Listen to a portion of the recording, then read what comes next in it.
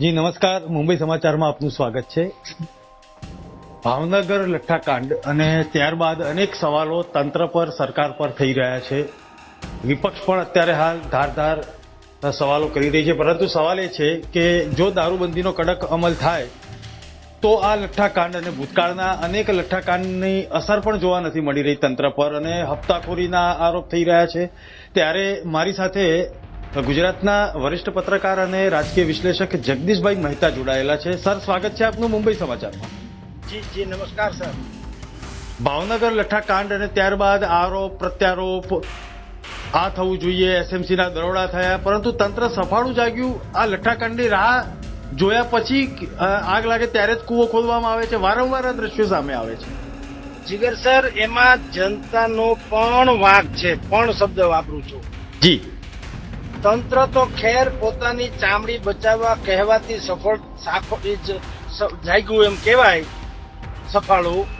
પણ મૂળ વાત એ છે કે તમે એવી મોકો પણ શું કામ આપો છો કે મરી જવું તો લઠ્ઠો તો પીએ જ લેવો છે. એક દલીલ એવી છે કે જો આવી લૂલી લંગડી જેને કહી શકાય એવી જો દારૂબંધી હોય એના કરતા મુક્તપણે દારૂ મળે એમાં જરાય ખોટું નહીં. જી જી. તો ઈ સાચી જ વાત છે. આપણા મશહૂર અને મૂર્ધન્ય લેખક પત્રકાર ચંદ્રકાંત બક્ષી એને અનેક વાર આ વાતને ઉજાગર કરી છે કે ભાઈ ગુજરાતમાં જે અત્યારે કહેવાતી દારૂબંધી છે બિલકુલ રબિશ અને વાહિયાત છે. એ તો ત્યાં સુધી કહેતા કે ગુજરાતમાં ગેરકાનૂની રીતે પીવાતા શરાબને જો એક હોજમાં ભરવામાં આવે તો આખું સચિવાલય ડૂબી જાય. જી. એટલે વાત તો એ સાચી છે જે પીનારા લોકો એનો ભોગ બન્યા એની કે ભાઈ અમને સારો દારૂ નથી મળતો એટલે અમારે લઠ્ઠો પીવો પડે છે. તો આમ તમે જુઓ તો વાતમાં જરાય ખોટું નથી. ગુજરાતમાં દારૂબંધી અત્યારે જે છે એવી છે એ તો અત્યંત વાહિયાત, રબ્બીસ, ખરાબ, બોગસ, નકામી અને જેને કહી શકાય હાસ્યાસ્પદ છે. જી. જગદીશભાઈ, એક સવાલ એ પણ થઈ રહ્યો છે કે જ્યારે દારૂબંધીના પોકળ દાવાઓ હોય છતાં પણ રોજ દારૂ પકડાતો હોય ત્યારે આજે મેં કેટલાક વરિષ્ઠ પત્રકારો સાથે પણ વાત કરી, એમની સાથે ઇન્ટરવ્યુ પણ લીધા. તો તેમનું એક સૂર એક હતો, વિપક્ષનો પણ એક સૂર હતો કે આ દારૂબંધી અને જ્યારે આ ગેરકાયદેસર રીતે ઘૂસણખોરી થતી હોય ત્યારે આ દારૂબંધીનો કડક અમલ કરાવો એના કરતાં તો કેટલાક રાજકીય પક્ષોએ અથવા તો રાજકીય વિશ્લેષકોએ એમ કીધું, ઓફ કેમેરા પણ વાત કરી કે એના કરતાં તો આ દારૂબંધી ઉઠાવી લેવી જોઈએ, જેમ અલગ અલગ જગ્યાએ ગિફ્ટ સિટી છે કે અલગ જગ્યાએ છે. તે જ રીતે દારૂ અને આ લઠ્ઠાકાંડનો ભોગ બનેલા મીડિયા સામે લોકો કહી રહ્યા છે કે જો ચોખ્ખો દારૂ મળતો હોત તો આ દર્દીઓને દાખલ જ ન થવું પડ્યું હોત. બિલકુલ તેઓ શ્રી સાચા છે. આપની જાણ ખાતર ગોવામાં દારૂબંધી નથી તો દેશના જે કેટલાક ક્રાઇમ લેસ અથવા તો ઓછામાં ઓછું ક્રાઇમ ધરાવતા કોઈ રાજ્યો હોય એમાં ગોવાનો નંબર આવે. જી. એટલે એ દલીલ પણ ખોટી છે કે દારૂ જે દૂષણ છે અને એનાથી ક્રાઇમ વધે છે. ખરેખર તો ગુજરાતમાં દારૂ બંધી છે એટલે ક્રાઇમ અને બુટલેગરોનું નેક્સસ જે છે એ ભયંકર ખતરનાક બનતું જાય છે. દારૂબંધી ગુજરાતમાં જે અત્યારે છે બોગસ દારૂબંધી, એને કારણે તો બેવડો નુકસાન છે. બેવડું એટલે રાજ્ય સરકારને પ્રતિ વર્ષ રૂપિયા 12,000 થી 18,000 કરોડ જેવી આવક ગુમાવવી પડે છે એક્સાઇઝ ડ્યુટીની. અને કેટલાય પરિવારોના મોભી કયો કે વાલા કયો એવા બધા સંતાનો કે વડીલો એ લઠ્ઠા પીને ગુજરી જાય છે. એટલે તબાહી નોતરાય છે. એટલે આ 16મા નાણાં પંચનો અહેવાલ છે કે દારૂબંધીને કારણે ગુજરાતમાં 12,000 થી 18,000 કરોડની આવક જે છે એ સરકાર ગુમાવે છે. હવે આપને કહું, વાત બિલકુલ બધાની સાચી છે. એક ભાઈડો માણસ કહેવાય શંકરસિંહ વાઘેલા, એ ચીફ મિનિસ્ટર હતા, તે જે કર્ણાટક સરકારના જે પ્રણેતા હતા, તે એને કીધું છે ચોખ્ખે ચોખ્ખું દારૂબંધી હટાવી લેવી જોઈએ. હવે એનું ગુજરાતી એ નથી થતું કે બધાએ દારૂ પીવા માંડવો જોઈએ. તમે જ્યાંથી વાત કરો છો મુંબઈ સમાચાર, એ મુંબઈ ગામમાં હું 10 વર્ષ રહ્યો છું મેટ્રોપોલિટન સિટીમાં. ત્યાં દારૂની છૂટ છે. તમે ક્યાંય આવા લઠ્ઠાકાંડ કે આવી રીતે કોઈને દારૂ પીને મરી જતા ભાળ્યા છે અથવા તો છાપામાં છાપ્યું છે ક્યારેય? હું 10 વર્ષ મુંબઈ રહ્યો છું, આવું તો ક્યાંય નથી થતું દારૂ પીને કોઈ મરી જાય. બલકે લસ્સી અમારે ત્યાં જેમ મળે છે રાજકોટ, સૌરાષ્ટ્ર, ગુજરાતમાં, એવી રીતે ત્યાં દારૂ મળે છે. બિયર બાર હોય છે, જેને પીવો એ પીવે, જેટલો પીવો એટલો પીવે ને પછી ઘરે વયા જાય. તો દારૂ સારો ભલે નથી, પણ દારૂ બંધી જે છે એને કારણે જે તબાહી નોતરાય છે એના કરતા તો દારૂ બંધી ઉઠાવી લે એ વધુ સારું, એમાં જરાય ખોટું નહીં. જી કેટલીક દલીલ એવી પણ થાય છે કે જો આ દારૂબંધી હટાવી દે તો હપ્તાખોરી અને જે અધિકારી થી માંડી નળિયાથી તળિયા સુધીનો જે હપ્તો પહોંચે છે તેવા આક્ષેપો થઈ રહ્યા છે. બિલકુલ, હું તો ઘણી વખત કહી ચુક્યો છું કે જો ગુજરાતમાંથી દારૂબંધી હટાવી લેવામાં આવે તો સૌથી પહેલા તો પોલીસ તંત્ર છે ને તરફડીને મરી જાય, દારૂડિયા નહીં. કારણ કે નેક્સસ આખું એવું છે બુટલેગરોનું ને આ બધાનું. આપની જાણ ખાતર 10 ગણાથી વધુ નફાનું ટર્નઓવર છે દારૂડિયાઓનું, અને એટલે કે બુટલેગરોનું, અને એનું ટર્નઓવર 30,000 કરોડ રૂપિયાનું છે વર્ષે. 30,000 કરોડ, તમે કલ્પના કરો. હવે આટલા 1000 કરોડનો વિદેશી દેશી બધા દારૂઓ રાજસ્થાન, મધ્યપ્રદેશ, મહારાષ્ટ્ર, દીવ, દમણ, પંજાબ ઇત્યાદિ, હરિયાણા વગેરેથી આવે છે. તો આવે છે તો કોઈ એટલું નથી પૂછતું કે ભાઈ આવે છે તો તમે એટીએસ, બીએસએફ, કોસ્ટગાર્ડ, એનસીબી એટલે કે નાર્કોટિક કંટ્રોલ બ્યુરો, પછી એન્ટી નાર્કોટિક્સ ટાસ્ક ફોર્સ, આ બધા લોકો કરે છે. હું હવે બધા સામાન્ય રીતે એમ કે ભાઈ એટીએસ નું કામ તો આતંકવાદીઓને પકડવાનું છે, દેશદ્રોહીને. પણ કઈ દેશદ્રોહી જે છે એ કઈ અત્યારે જેમ શ્રાવણ મહિનામાં શિવાલયોમાં ભક્તો ઉમટી પડે એમ તો આવતા નથી. તમે સમજો, આતંકવાદીઓ કઈ ઉમટી પડ્યા હોય ને એ કારે લોટનો લોટ હજારો આતંકવાદી આવતા હોય તો આપણે સમજીએ કે ભાઈ એટીએસ પાસે બહુ કામનો લોડ રહે છે. આતંકવાદી તો રેર ઓફ ધી રેર કેસમાં આવતું હોય, અને તમને જો આતંકવાદી આવે છે ખબર પડી જતી હોય તો ડ્રગ્સ કે દારૂ મહારાષ્ટ્ર કે રાજસ્થાનથી આવે છે એની કેમ ખબર ન પડે? બીએસએફ એ સ્વાભાવિક સરહદી વિસ્તારોમાં આવે છે, પણ સરહદે છે તો ખરી ને રાજસ્થાન, મહારાષ્ટ્ર, મધ્યપ્રદેશની. ત્યાંથી દારૂ આવે છે તો તમે સંકલન ન કરી શકો. ગુજરાતની પોલીસ કે ગુજરાતનું એટીએસ કે કોઈ પણ એ બીએસએફ થી માંડીને કોઈ બીજા રાજ્યની પોલીસને એવું કેમ ન કહી શકે કે ભાઈ દારૂ ક્યાંથી આવે છે, કઈ કંપનીમાંથી, અને એનું બેચ નંબર શું છે, કોણ એનો ખરીદનાર છે, ક્યાં લઈ જવામાં આવતો હતો એ જણાવો. એ કેમ નથી જણાતું? એમને ખટારા ભરીને દારૂ કોઈ કંપનીમાંથી નીકળે ખરો? એટલે આ બીજી વાત. એનસીબી નાર્કોટિક કંટ્રોલ બ્યુરો, હવે તમે જો એનસીબી થી માંડીને એટીએસ સુધીના કે બીજા જે કોઈ સ્ટેટ મોનિટરિંગ સેલ છે એમએસસી, આ બધા શું કરે છે? ડ્રગ્સ પકડે છે, ડ્રગ્સ. એટલે ડ્રગ્સ ની તમારે ખબર પડે તો દારૂની કેમ ન પડે? સમજી લો, તમારે બધી એજન્સીઓ જે છે એ ભેગી થઈ અને એકબીજાના સંકલનમાં રહીએ તો દારૂને એક ટીપું ન મળવું જોઈએ. ખરેખર દારૂબંધી એ દ્રષ્ટિએ જો તો સારી જ હોવી જોઈએ કે એક ટીપું દારૂ મળે નહીં. એને બદલે જોઈએ એટલો દારૂ મળે, પોલીસને હપ્તા મળે, લોકોની લાશો ઢળે, અને પછી જે તે નાના મોટા કોન્સ્ટેબલોને સસ્પેન્ડ કરી અને વાળી ટોળી નાખવામાં આવે. આ કઈ આજની ઘટના નથી. આ 1977 થી શરૂ કરો તો આજ સુધીમાં આવા દુનિયાભરના જેને કહી શકાય એવા લઠ્ઠાકાંડ ગુજરાતમાં થયા છે, અને કેટલાયની સેંકડો લોકો એમાં હોમાઈ ગયા છે. હું તમને જીગર સર 2-3 વાત કરું. 1989 વડોદરામાં મિથાઇલ આલ્કોહોલ નાખેલો દારૂના લઠ્ઠાકાંડમાં 132 જણા ગુજરી ગયા હતા. 2009માં અમદાવાદમાં જુલાઈ મહિનામાં બહેરામપુરા, ઓઢવ અને કિશનનગરમાં દારૂ કાંડ થયો, એટલે કે આ લઠ્ઠાકાંડ, એને મૌર્ય કાંડ તરીકે પણ ચર્ચિત હતો. એમાં 136 જણા મરી ગયા. સરકારે કહેવાતી સરકારે સફળ એમ કે શું થયું કે ભાઈ સફાળી જાગી. સફાળી જાગી એટલે એને શું કરેલું?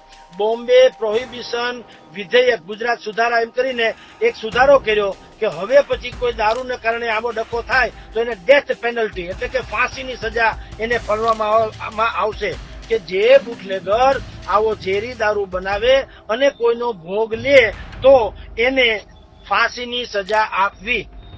ત્યાર પછી તમે જુઓ, આ કાયદો 2009માં થયો એની વાત કરું. હવે 2009 પછી બીજી એક ઘટના કહું. 2022ના જુલાઈમાં બોટાદ અને બરવાળામાં લઠ્ઠાકાંડ થયો.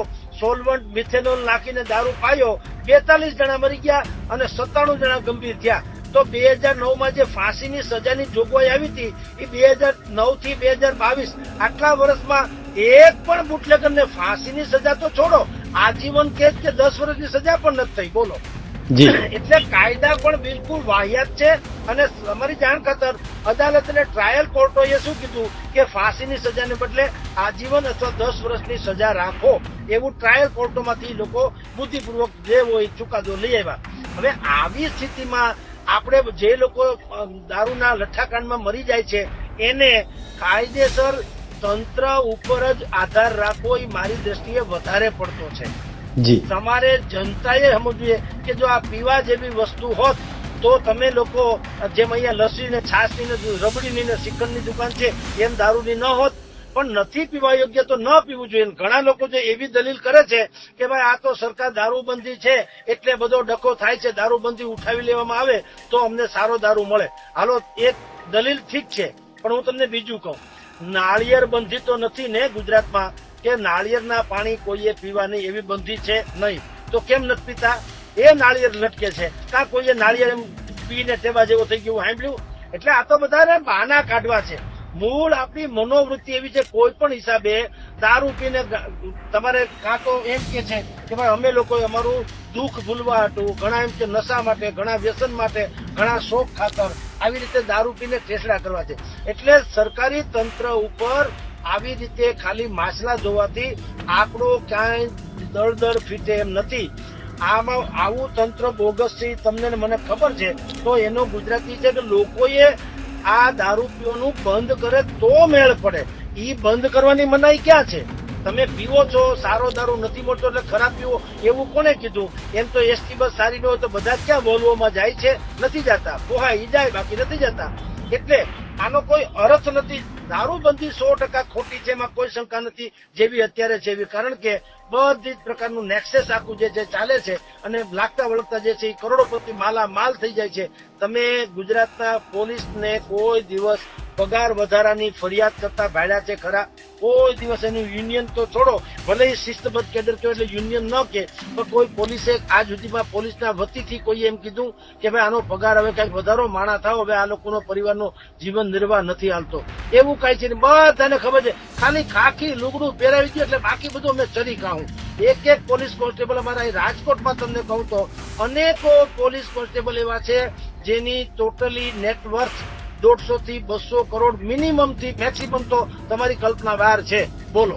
હવે આવી સ્થિતિમાં તમે જો એમ કહો કે આપણે સરકાર ઉપર માછલા જોઈએ, પણ સરકાર ઉપર માછલા જોઈએ તમે ગુમાવેલું સ્વજન થોડું જીવતું થઈ જવાનું. એટલે આનો કોઈ મિનિંગ નથી. આનો ઉકેલ એ જ છે, કાં સરકાર દારૂની છૂટી આપી દે અને કાં લોકો પીવાનું બંધ કરે. જી આપે એક છેલ્લો સવાલ એટલા માટે કરવો જરૂરી બન્યું કે આપે પોલીસ તંત્રની વાત કરી. જો દારૂબંધી ઉઠાવી દેવામાં આવે તો પોલીસ તંત્રના જ અધિકારીઓ તરફડિયા મારીને કદાચ દારૂ ન પીધો હોય એટલા તરફડિયા મારે અને મરી પણ જાય, કારણ કે આવક બંધ થઈ જાય. આવી જે વાત થઈ રહી છે તેમાં મીડિયા પત્રકારોએ કેટલાક દારૂના અડ્ડાઓ બતાવવાના પ્રયત્નો કર્યા, ત્યારે ભૂતકાળમાં થયેલા અનુભવો આપણે બધા જાણીએ છીએ. બુટલેગરની ફરિયાદ લેવામાં આવી પત્રકાર ઉપર કે એણે કેમ આ કેમેરો અંદર લઈ જઈને શૂટિંગ કર્યું. સાહેબ, એ જ વાત છે કે આટલું મિલી ભગત ચાલી રહી છે એ બધાને ખબર છે. કેટલાક લોકો બુદ્ધિપૂર્વક આવું સ્ટિંગ ઓપરેશન કરે અને મુશ્કેલીમાં પોતે મુકાય છે. એનો અર્થ એમ છે કે તંત્ર સડેલું તળિયાથી નળિયા સુધીનું છે. અત્યારે જેટલા આ દારૂબંધી આવા મોટા મોટા ડખા થાય છે ત્યારે શું થાય, એક સામાન્ય કોન્સ્ટેબલ કક્ષાના માણસો હોય એવા લોકોને સસ્પેન્ડ કરવામાં આવે કે બદલી કરવામાં આવે. તમે ક્યારેય સાહેબ એવું સાંભળશો નહીં કે આજે આ દારૂબંધીના ડખાને કારણે જેટલા લોકોએ જીવ ગુમાવ્યા છે એટલે કોઈ આઈપીએસ કે આઈએએસ કેડરના અધિકારીને સસ્પેન્ડ કે ડિસમિસ કરવામાં આવે. શું કામ? નહીતર તો કોન્સ્ટેબલ હપ્તો લે અને અધિકારીને ખબર ન હોય એવું બને. એના વગર તો હપ્તો પોહાય જ નહીં. તો તમે આપણે બે જાણતા હોય, દરેક લોકો એવું બધા બોલતા હોય કે અમારે ઉપર સુધી હપ્તા પહોંચાડવા પડે. હવે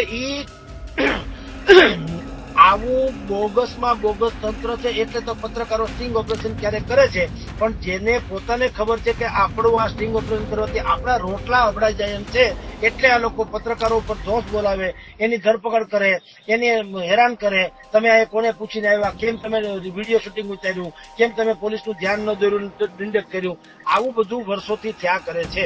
એટલે જ મેં તમને કીધું કે આવા દારૂબંધી જે છે ને આવા લઠ્ઠાકાંડો વારંવાર થતા રહે છે અને આપણે આવી ચર્ચા કરીને આનો અંત લાવીએ છીએ.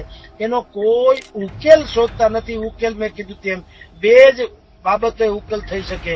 યા તો જેમ ગિફ્ટ સિટીમાં દારૂબંધી ઉઠાવી લેવામાં આવી, અને મારી દ્રષ્ટિએ તો સાહેબ ઈ ઉઠાવી જ લેવામાં આવવી જોઈએ, કારણ કે મહાત્મા ગાંધીજી જે છે ખાલી ગુજરાતના રાષ્ટ્રપિતા નથી, ભારતના છે. વાંધો ન હોય તો જી. ભારતના રાષ્ટ્રપિતા હોય તો એમાં ખાલી ગુજરાતને શું કામ બાકાત? એમ તો અમારે ત્યાં દ્વારકામાં રાજા કૃષ્ણ ભગવાન છે, દ્વારકામાં રાજ કર્યું. તો એટલે હું દ્વારકામાં એ હતા એટલે 1008 પટરાણી બધાએ કરવી. મહાત્મા ગાંધી જન્મ એટલે દારૂબંધી છે તો કૃષ્ણએ અહીંયા રાજ કરી ગયા, તો એને 1008 પટરાણી કરી હતી, બધાએ 1008 પટરાણી કરવી. આ કેવી વાહિયાત વાત છે ભાઈ! ગાંધીજી જન્મતા સારી વાત છે, કે આપણા માટે ગૌરવની વાત છે, અને દારૂ ન પીવો એવી તમારે વ્યવસ્થા કરવી જોઈએ નૈતિક રીતે, ફરજ. જે રીતે તમે સાંભળ્યું જીગર સર ક્યારે કે કોઈ મંદિરમાં બૂટ પહેરીને આવી ગયો, કે મંદિરના ગર્ભગૃહમાં આવીને કોઈએ બીડી સિગરેટ પીધી, એવું સાંભળ્યું નહીં. શું કામ?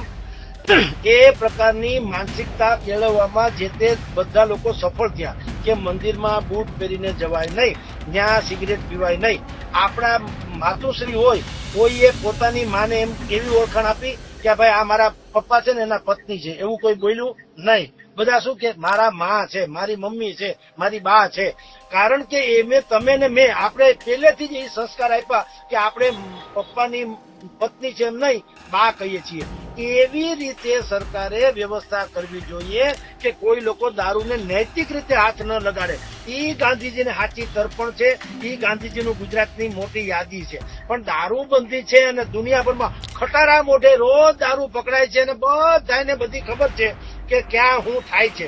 એટલે એને કારણે તો ઉલટાનું આપણે ત્યાં જો ગ્લોબલ ઇન્વેસ્ટર્સ જે છે અમારે ત્યાં ગુજરાતમાં, હવે ગિફ્ટ સિટીમાં થોડીક છૂટ આપી અને વાત કરો તો અત્યાર સુધી તો દારૂબંધીને કારણે ગુજરાતમાં ગ્લોબલ ઇન્વેસ્ટમેન્ટ એટલે કરનારા, એટલે કે વિશ્વભરમાંથી મૂડી રોકાણ કરનારા ઇન્વેસ્ટર્સ એ નથી આવતા, ટુરિસ્ટ નથી આવતા. જેટલી માત્રામાં આવવા જોઈએ એટલી માત્રામાં, કારણ કે મહાત્મા ગાંધી પોરબંદરમાં જન્મા. હવે માની લો કે જેને પોરબંદરમાં આવી મહાત્મા ગાંધીના દર્શન કરવા હોય, હવે ત્યાં દારૂબંધી છે એટલે દારૂ પીવાની મનાઈ છે, અને દારૂનો કઈ ડખો થઈ કે નહીં. તો ફોરેનમાં તો દારૂ પીવી આપણે જેમ અહીંયા ઠંડુ સોડા કે એવું પીએ છે એના જેવું છે, તો એ લોકો પણ આવતા બંધ થઈ જાય.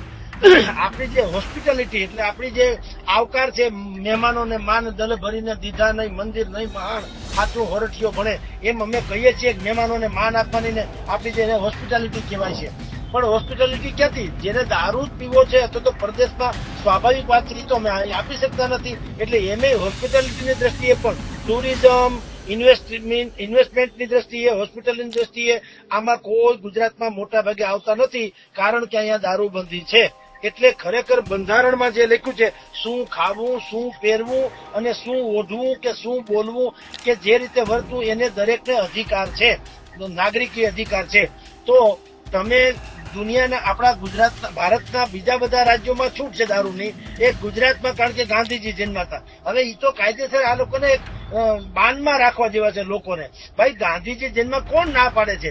પણ ગાંધીજી ભારતના રાજપિતા છે તો કાં આખા ભારતમાં બંધી હોવી જોઈએ અને કાં ગુજરાતમાં બંધી ન હોવી જોઈએ, અને નૈતિક રીતે પાળવાની વાત કરવી જોઈએ, જે મેં તમને મંદિર વાળી વાત કરી છે એમ. પણ બાનમાં રાખો એ બરાબર નથી, અને એનો ખામિયાજો આ અત્યારે જે લોકોએ ગુમાવ્યા છે પોતાના સ્વજનો, એવી રીતે જીવલેણ ખામિયાજો ભોગવી રહ્યા છે. જી સર, આપ મુંબઈ સમાચારમાં જોડાયા અને આપનો વિચારો રજૂ કર્યા તે બદલ હું આપનો આભાર માનું છું. જી નમસ્કાર સર. નમસ્કાર.